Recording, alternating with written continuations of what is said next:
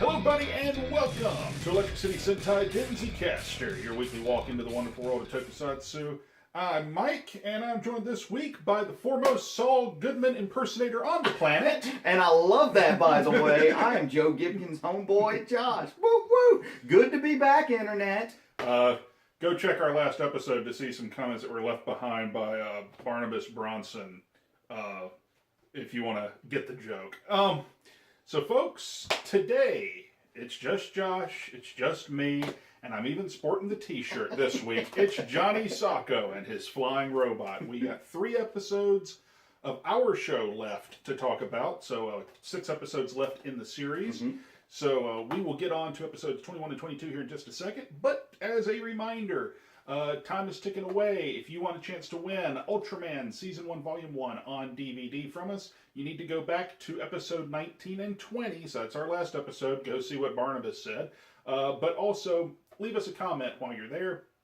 Leave a comment, you're entered in a drawing to win Ultraman Season 1, Volume 1 on DVD. So, also, on this episode, well, I don't know why I'm doing this, folks, but I saw these for sale in a Dollar General store, which, for those of you who watch these videos that are not from the United States, and there are quite a number of you, Dollar General store is basically, think of it as a really small department store. That's essentially what they aim to be. Walmart is very prolific here in the United States. Mm-hmm. And the Dollar General tries to be Walmart in areas where there is no Walmart, but in a much smaller footprint. And apparently, for a limited time only, and we will see if that's a good thing or not, they are offering Nissin Top Ramen Chicken Flavored Pringles. And our last taste test on this show went amazingly well. So we're going to see how that works today. What are you thinking, Josh? I generally, when I fix ramen, because the struggle is real, folks, I generally add quite a bit to my ramen, so I don't know how pumped I am for, just chicken flavored ramen. I'm expecting a lot of salt. Actually, it's only it's 190 milligrams of salt per serving, so it's actually less salt than if you actually ate a thing of ramen. Well, probably the ramen flavor plus the Pringles, the usual Pringles sodium you get. We will have to see about that. So, of course, we love to talk about any feedback we get, and Dimos Z was happy to drop some knowledge on us. Thank you again, Dimos Z. Woo-hoo. So, to go over a few things, we recorded episodes 19 and 20 before episodes 17 and 18's review actually went up on the website. So that's why we didn't talk about this there. But he was letting us know a few things that he wanted to point out to us, and that our viewers may wish to know as well. He's mentioned in some comments before, he has quite a few of the Giant Robo collection. Well, what he was referring to is the manga collection. He has some of the Giant Robo compilation manga. Essentially, there's apparently 2 of them he has, from what I'm reading here. One of them is by Applebox, which was a reprinting of various covers for the manga. First Grade Magazine 2-part manga, which features a Giant Robot design very akin to the live-action TV show's design. However, a version of Emperor Guillotine that looks suspiciously like a Jewish stereotype with a huge nose and a penchant for kidnapping kids. Whoops. Yeah. There's another version of another First Grade manga, magazine manga, with designs that are very close to the weekly Shonen Sunday manga version that came out. A lot of monster anatomy for the show's characters. He has like a abridged version, so he's got a lot of this different stuff. Let's see. Apparently in 1968 there was a manga release called Shin Giant Robo, or so New or True Giant Robo, depending on how you interpret it. And a 1972 version that apparently was originally done in color, which is very odd for a manga. Yeah, usually, other than the covers and maybe one, insert page. Right. Everything else is black and white. But his version is a black and white reprint drawn by Mitsuteru Yokoyama. And I will be honest, plead ignorance and do not know off the top of my head who that is, in part because I don't I'm not a huge manga fan.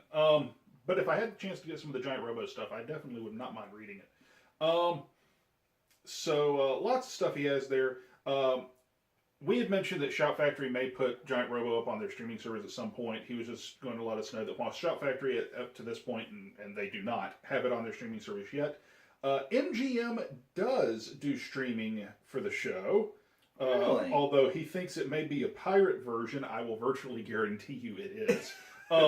Because it is on a Roku channel called More Classic Kids TV. Trust me, brother, that's probably pirated. And on film.on, the latter of which does not have all the episodes, but if he recalls correctly, is actually legal. So I will not guarantee the legality of any Roku channel that does not have the actual name of the company on it. I didn't realize that Roku did stuff like that. Oh God, brother! Anybody can have a Roku channel. Really? Yes. I've actually looked into having a Geek Carolina Roku channel at some point, which would basically just be all of our videos that are here on YouTube, but on Roku.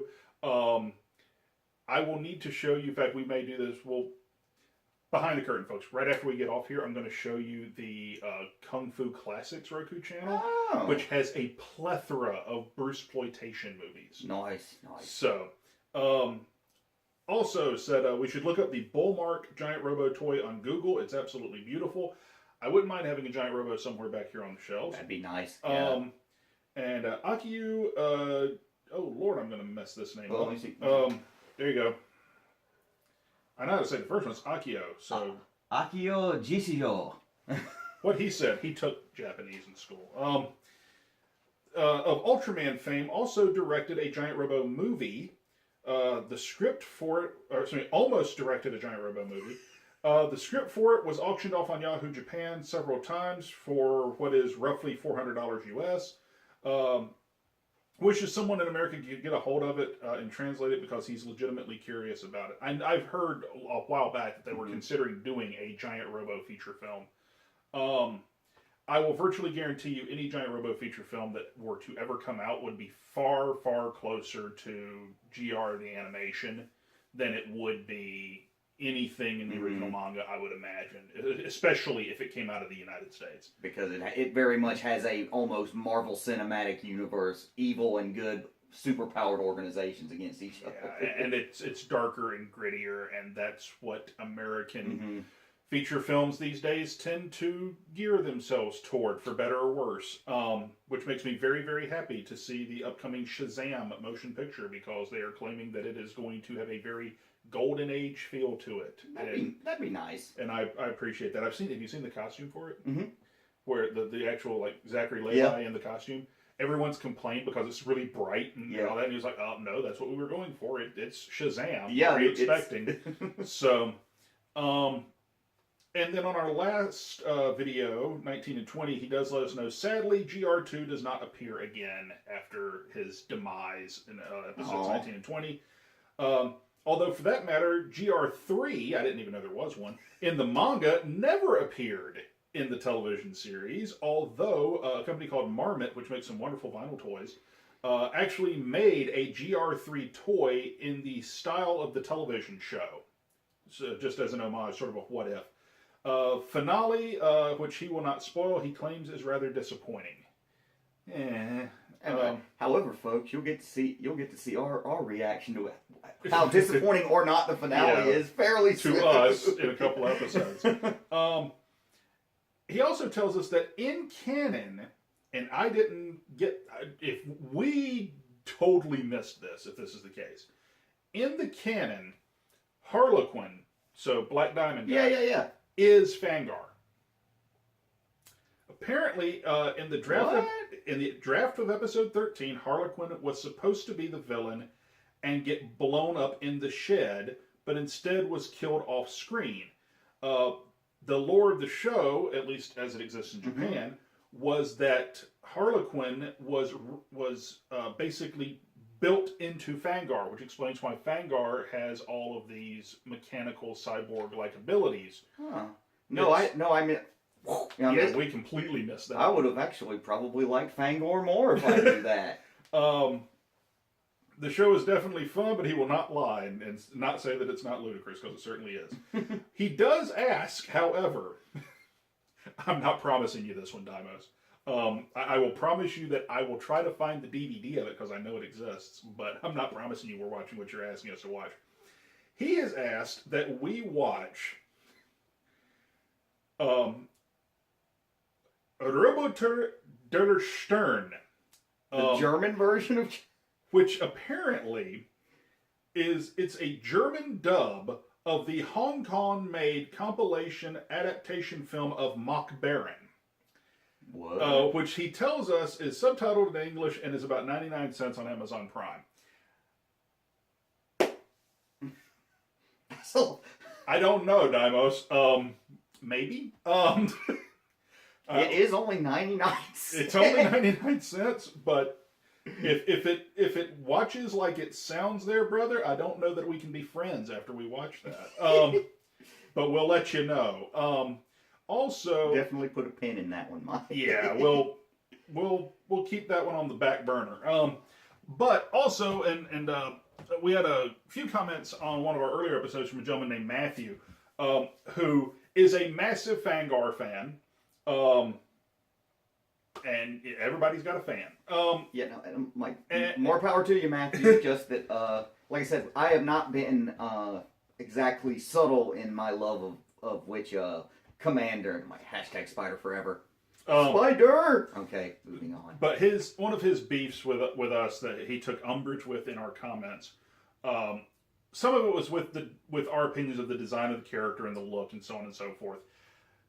That's always going to be subjective, Matthew. Some people are going to like the way certain characters look and design, and other people aren't. So that is what it is. You're not the first person to tell us that we completely miss the pop culture significance of Giant Robo or Johnny Sokko, whichever one you prefer to call it. That's why our discussion on the first episode is still the most hated video on our channel. We don't miss it, trust me, but you can't watch a show like this and not realize exactly how ridiculous what you're watching actually is. For instance, to give a parallel, I was in the wrestling business for many, many years, and someone asked me once, I think I've told you this story, someone asked me once during a production meeting at our show, which we were a syndicated wrestling television show here in the United States, and they said, "You're not taking this seriously enough," and I legitimately looked at the person and said, "I'm an announcer who is supposed to act like two grown men in their underwear fighting on a roped-off stage in a condemned barn in front of 300 people is real. How serious would you like me to take it? And by the way, you're not paying me." So, at a certain point, the ridiculousness does have to kick in. But that doesn't mean you don't enjoy it. And if Josh and I did not like Giant Robo, we wouldn't be watching it. Oh no, if we really didn't like Giant Robo, there would have never been an episode 2 of our review of this. No, there seriously wouldn't have been. Seen an injure. Because that's one where we legitimately punched out. And we said, nope, we're done. We're done. We even have a Giant Robo Johnny Sokko inspired shirt now on our new store, which, by the way, redbubble.com/people/Geek Carolina. Head over there and check out some new shirts we've got. So, now we got all the cheap last thing to answer. His biggest gripe with us was how we found Fangar to be, and I want to say this here because we might have chosen our words poorly during the episode. He took umbrage with the fact that we looked at Fangar as a somewhat racist character. Perhaps the best way of phrasing it, perhaps racist was not the best terminology we could have used in the episode. So he's maybe a caricature. A caricature. He's aged badly. Yeah. It's a combination of elements that, while probably very innocent in their initial presentation, when you fast forward some 50 years later, can be taken in a very poor manner. Fangar, or Red Cobra, in his character design, had the large head prosthetic and the jacked up mangled teeth and the somewhat exaggerated eyes. In the United States, from World War II until into the 60s, frankly, that was the stereotypical appearance of the evil Japanese mastermind. Mm-hmm. And that was used often as a negative stereotype depiction of a character. The powers that be who handled the dubbing of Johnny Sokko and his flying robot, for whatever reason, elected to give the voice of that character something that suited the appearance to an American audience. So he came off sounding the way an American audience would think that character would sound in the 1960s. It was a combination of the vocal performance, which either was or was not on purpose, and then the physical look of the character as designed for Giant Robo. And when you combine those two things together, it ages very poorly. Mm-hmm. So that is our outlook on the character. And we think, and I will speak for myself, I'm not going to speak for Josh. I think it could very easily be taken as a racist depiction if not looked at in the correct light. If not looked at in, this is the 1960s, and this was a Japanese design and an American voice actor who frankly may not have even meant what they were doing to come off the way they did it. Mm-hmm. So, that out of the way. Let's move on. We got 2 episodes to talk about, and we're almost 20 minutes into the episode. But that's okay. Had a lot of shop business in this episode. Yes, we did. But you know what? That's great because it's you guys talking to us. Yeah, and giving us comments. Fantastic. So, our 2 episodes this week, and I don't know that it's going to take a lot of talking to get through these 2 episodes because I had no problem with them. Episode 21, The Terrifying Space Mummy, or The Mutant Mummy if you watch Giant Robo. Episode 21, it was in production order episode number 19. I'm going to start saying that because, as we have found out with this show, it matters. Red fluid is poured into the water tank towering over rows of apartment houses. People living there drink the water, writhe in pain, and become motionless. Newspaper headlines say, residents of apartment town victims of mummifying water. But who poisoned them and why? With the monster of the week being Starker, and when I first heard the way they said it in the episode, I swear I thought I was in the middle of an episode of Get Smart.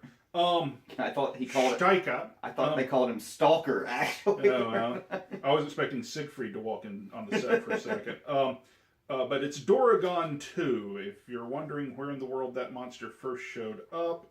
Doragon 2, where does Doragon originally show up here? You're the second version of this monster and you haven't been in the show? How can you be the second version of the monster? Well, he's in there somewhere. Oh, he was in, it's from episode 6, Dragon the Ninja Monster. So this is the updated version of Dragon. Oh, okay. And then... Man, that was a while ago. Yes, it was. And then episode 22 features Tentaclon, a.k.a. Sparky 2, which me and Josh both recognize. That's from episode 9, Tentaclon, an electric monster. It's also kind of if the sorting hat from Harry Potter and Cthulhu had a child. That. But it's a Clash of the Giant Robots or Calamity, the homicidal weapon, if you're watching Giant Robo. Episode 22, production order episode number 20. Giant Robot is invincible. But what happens when he is faced with another identical robot? We'll never know because he wasn't in this episode. A foreign country has created their own massive automaton called Cleopat, which was called Calamity in Giant Robo, from the original Giant Robot plans. But when members of Gargoyle steal Cleopat and team it with Tentaclon to wage war on Giant Robot, how can he withstand their savage attack? Team up with is a generous way of phrasing it. I had a little bit of an issue with the title of this episode, Clash of the Giant. It wasn't really a clash, because a clash usually entails 2 individuals or groups actively fighting each other. Mm-hmm. And I'm getting ahead of myself. At one point, Goldknot, the commander, basically said, "Ha ha." Yeah, he's like, ha ha, Cleopatra has defeated Giant Robo. And I'm like, no, really, Holmes. Giant Robo beat Giant Robo. Pretty much. So let's look at first episode 21, The Terrifying Space Mummy. To me, this is one of those random episodes, and it's not so random because they do it fairly periodically throughout the series, where it has Gargoyle with a legitimate evil plot. No, I mean Poison the water supply. I mean, it's a pretty diabolical terrorist plot, actually. Yeah, it really is. I don't get the Mummy reference, to be perfectly honest. Our space mummy. If and Dimos Z, get on this, because you're apparently our man in the know on Giant Robo. Or Giant Robo Scholar, if you will. Yes. But it's one of two things, because Josh and I both caught this in the episode and actually wondered about it. Either this is Fangar after the explosion, because he has the same jacked up teeth, or they're just reusing part of the makeup. It's one or the other, really. But I actually liked the physical appearance of the space mummy, because the first thing when he popped on screen, I was like, oh, it's the Invisible Man. And I mean, and really the space mummy skin was pretty nasty. I mean, it got the effect. I mean, even though he's like, you don't want them all to look like me. It was a really good effect that they used for the disease look that they give everyone. I think you could have gotten away with just saying that it will cause rapid decay or something like that, rather than just saying it's going to turn everyone into mummies. But that's probably as much a cultural difference as it is anything else, because here in the West, when we think mummy, we think bandages and Boris Karloff walking around and things like that. So the look, the effects were fantastic in the episode. I liked the plot. And I'd say, as far as secret gargoyle bases, this one was pretty clever. I mean, they stole a nunnery. Yeah. They mummified the actual nuns, and then all the other nuns that they handed like one of the undercover unicorn agents a piece of paper saying, we cannot speak, we've taken a vow of silence, something like that. And it ends up, no, it's because it's a bunch of dudes dressed as nuns. Yeah. And then there's one particularly great little cutaway where, like, the head of the nunnery basically reaches back and pulls off the real space mummy. Yeah, it's space mummy.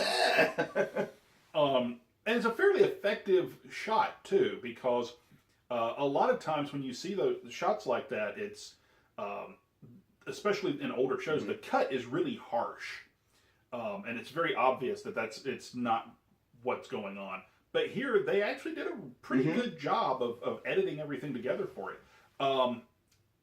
I liked that there was more human interaction in the episode. I liked that there was more of Johnny and Jerry Mono and company actually doing stuff, because Lord knows that doesn't happen enough in this series, really. But I mean, it's called Giant Robot. And also, I mean, this is the one of, you've seen little teases of it in previous episodes, but no, I mean, Giant Robo actually activated without Johnny there to activate, because it was actually just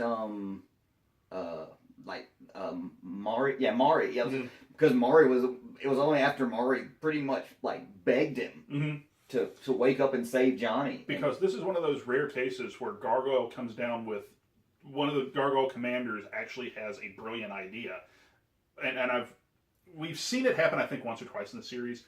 They're always so hard up on gotta kill Johnny, gotta kill Johnny, gotta kill Johnny, when it doesn't really dawn on anyone. Just steal the damn watch.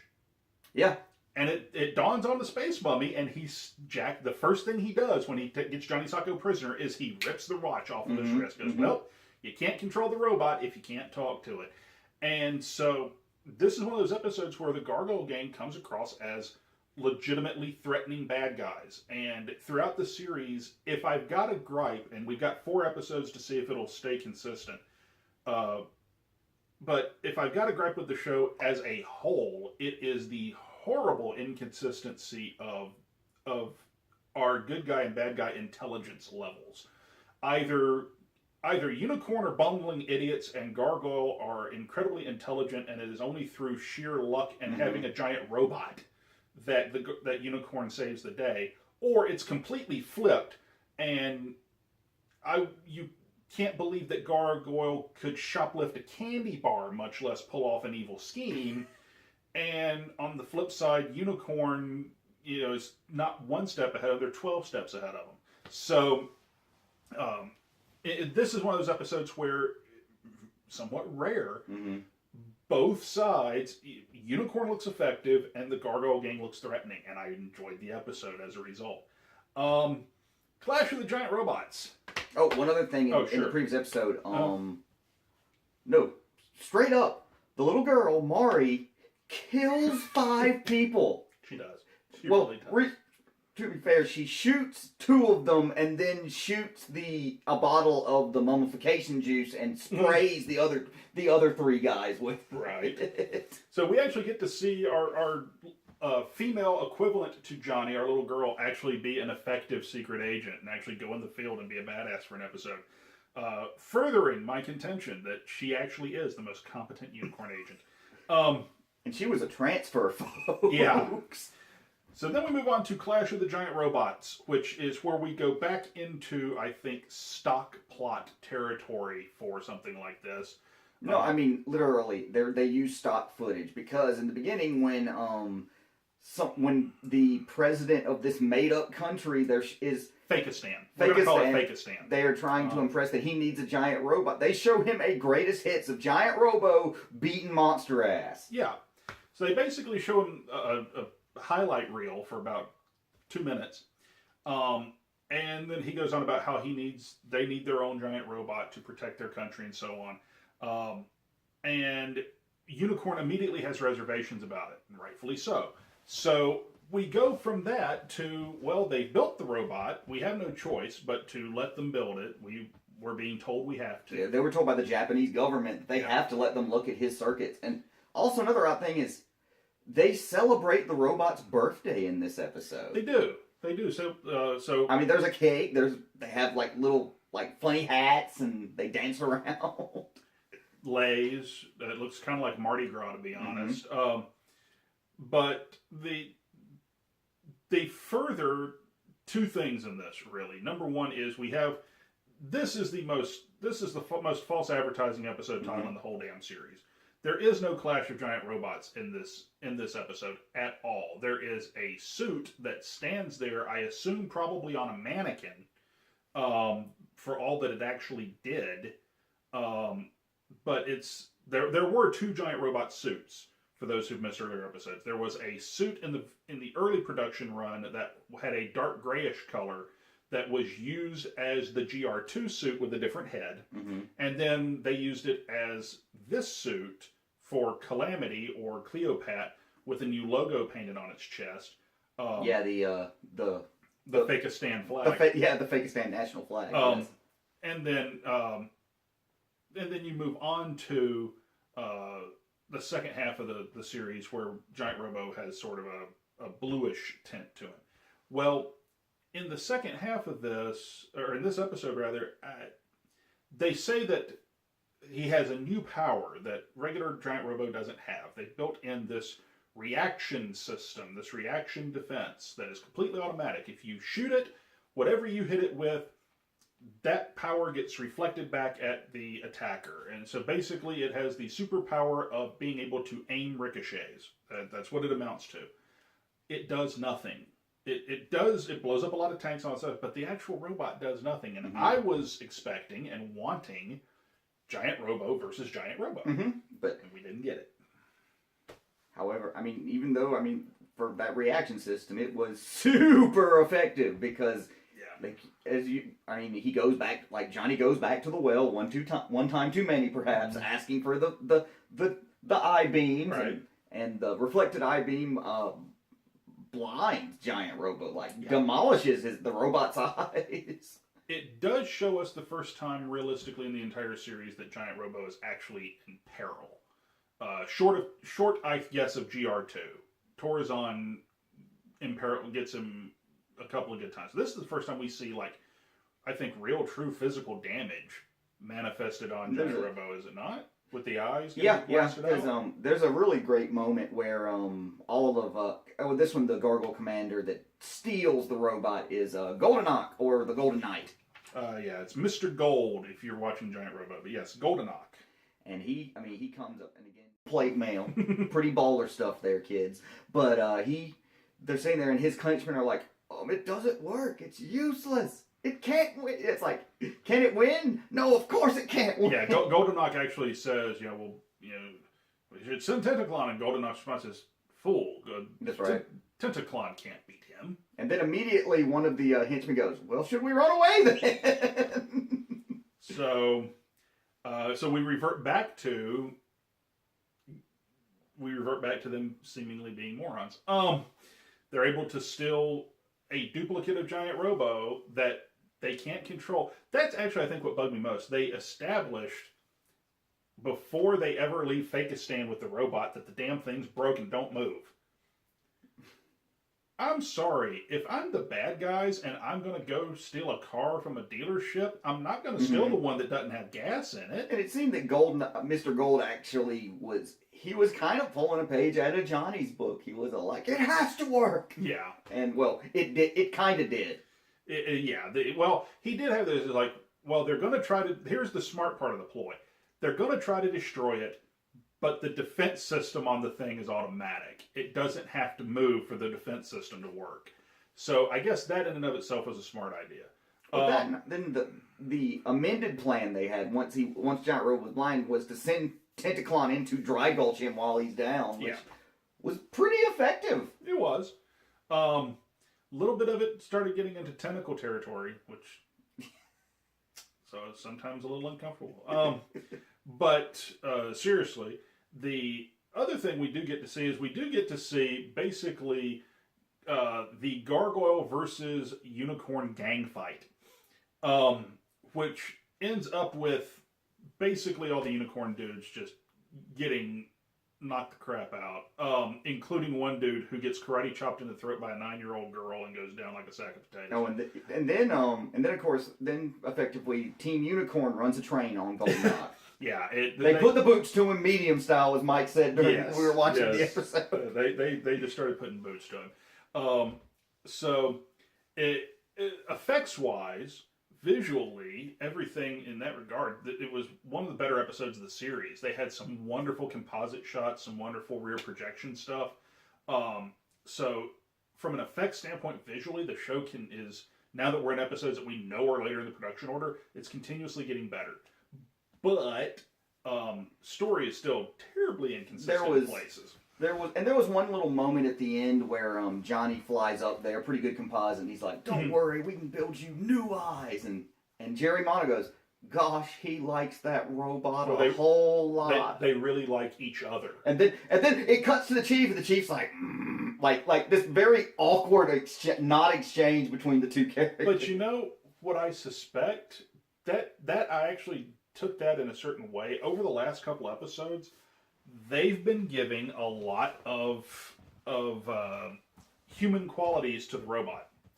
The robot turned itself on in episode 21. So you think that the chief is slightly troubled by it? Yeah. I mean, if you think I can see that, yeah. In episode 21, the robot turns itself on so that they can track and find Johnny. The idea was, our little 9-year-old has the brilliant idea, well, wait a minute, there's an electronic signal that goes from the watch to the robot, but there has to be a signal that goes in reverse from the robot to the watch. So if we can turn the robot on, then we can just trace the signal back to the watch and find Johnny. And it was like, but we can't do that because only Johnny can turn on the robot.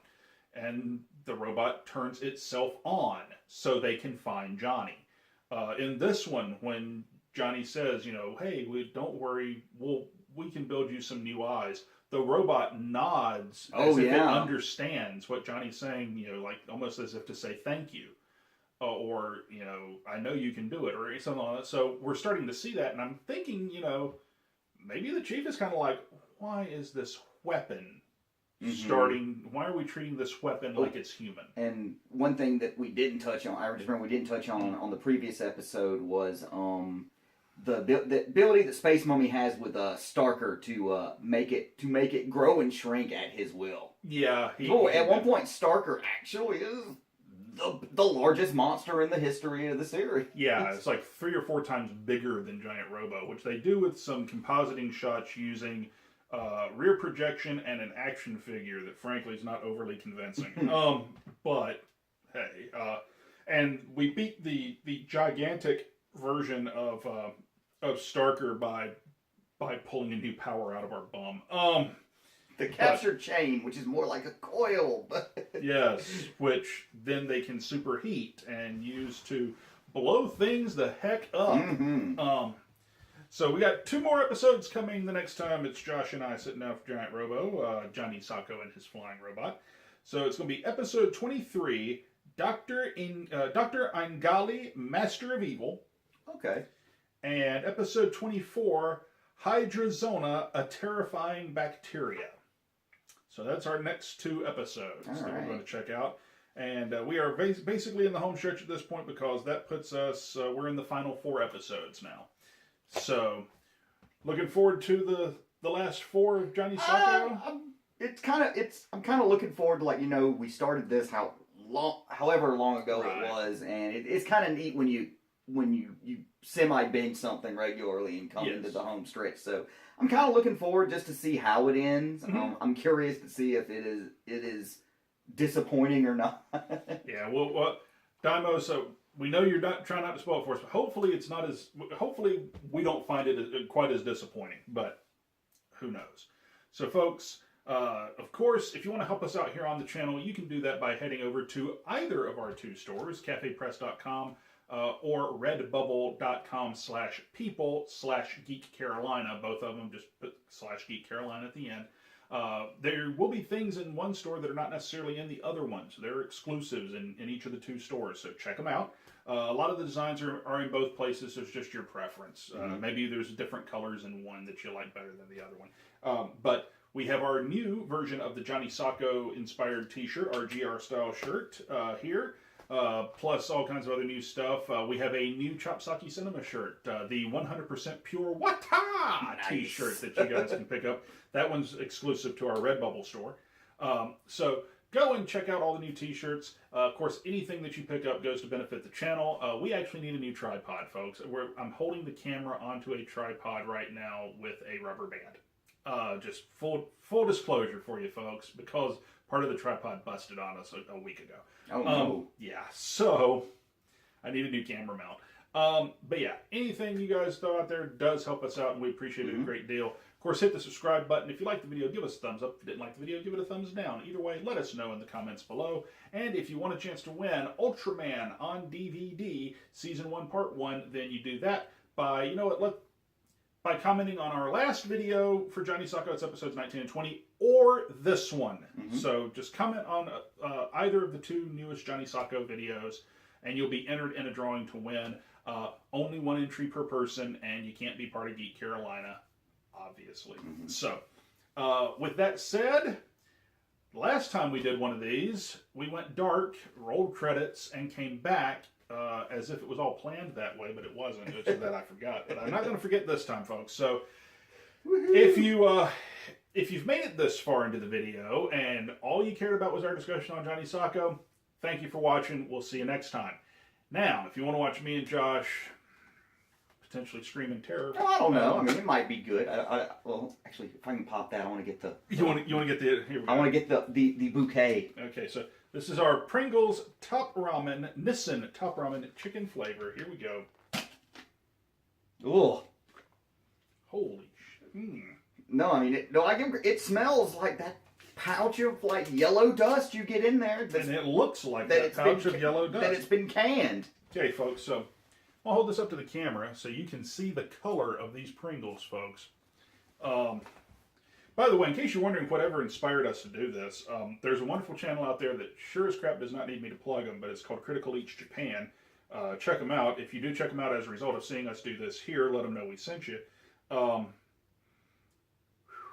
Here's to you, brother. Hold on, let me find one that is intact. Because I'm starting to think this was a horrible idea. It can't be any worse than the chicken and waffles, ladies. All right. So, yeah. Ooh, dink it. Okay. Here we go. Oh, God. Oh, it's got layers, and that's not a good thing. Oh, Jesus Christ. I don't know. Actually, let me try one. There you go. I don't know, because at first I was like, whoa. And then I'm like, ooh. I'll try another one, but... Hmm.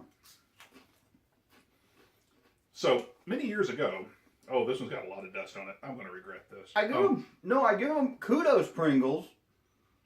You were going for the flavor of chicken ramen, and you got it. Like, in spades. But the thing is, it starts as a normal Pringles, and then it just kind of rolls into, like, you're basically just shotgunning that little, like... Just the powder. That little shiny packet of powder, It's just the flavor pouch. That's all it is. They took the flavor pouch and they sprinkled it on Pringles. That back end taste is not good, though. No. So, way back...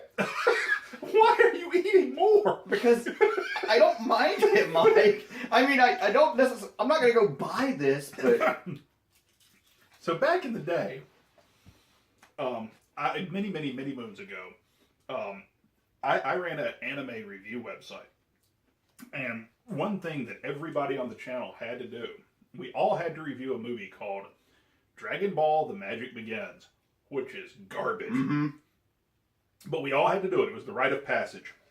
I do believe this can is going to become the rite of passage of Denzicaster, that we are all going to have to try this at some point. Oh, man, I want to go brush my teeth. Yeah. That was horrible. Now I know why it says limited time only. See, that's what's like, it's one of the things, I don't like it, but I kept wanting to eat it. But can you, oh God, it's still there, Josh. It keeps rolling around. Yeah. Could you imagine if this was like top ramen shrimp?